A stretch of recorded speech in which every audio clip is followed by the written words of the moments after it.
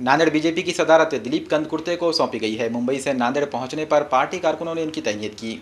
नांदेड़ की पार्लिमानी सीट पर कब्जा जमाने के बाद असेंबली इंतखाबात के लिए बीजेपी कारकुनों में जोश दिखाई दे रहा है। ऐसे में बीजेपी ने अपने तंजीमी ढांचे में तब्दीलियां शुरू कर दी हैं।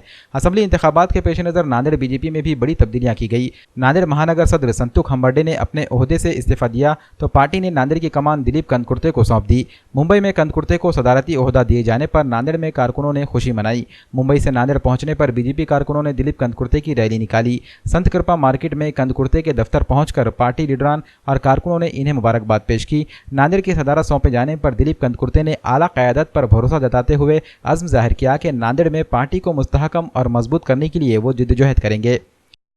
तो मी महाराष्ट्राचे लाडके मुख्यमंत्री आदरणीय देवेंद्र फडणवीस साहेब, प्रदेशाध्यक्ष आदरणीय खासदार दानवे साहेब आणि पक्षाचे संघटन मंत्री विजय पुराणिक साहेब, सरचिटणीस सुरजीत सिंग ठाकूर साहेब आणि आमचे नेते आदरणीय अर्थमंत्री महाराष्ट्र राज्याचे सुधीरभाऊ मुनगंटीवार साहेबांचं आभार व्यक्त करतो की माझ्या एक छोट्याशा कार्यकर्त्याला एवढी मोठी जबाबदारी दिली आणि ज्या विश्वासाने त्यांनी माझ्यावर ही जबाबदारी दिलेली आहे ती मी पार पाडण्यात यशस्वी ठरेल।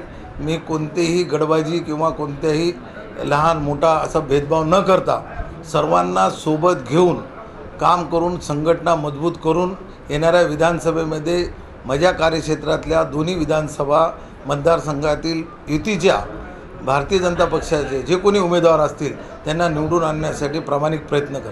भारतीय जनता पक्षामध्ये पक्षाला मानणारे सर्वजण आहेत, पण नाराज कोणीच नाही।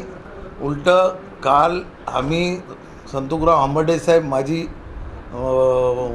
जिल्हाध्यक्ष आणि मी दोघं मिळून आलो आणि दोघं मिळून प्रत्येक कार्यकर्त्यांनी दोघांचा सत्कार केला। दोघं मिळून आम्ही रॅली काढलो। त्याच्यामध्ये कोणाच्याही मनामध्ये काही भेदभाव नाही, कोणताही नांदेडमध्ये गट नाही। एकच गट आहे, भारतीय जनता पक्षाचा कमळ। या चिन्हावर सगळे प्रेम करणारे आहेत। नरेंद्र मोदी साहेबावर आणि देवेंद्र फडणवीस साहेबावर प्रेम करणारे सर्व कार्यकर्ते आहेत। कोणताही गट नाही आणि पुढेही राहणार नाही आणि कोणत्याच पद्धतीची गटबाजी नाही।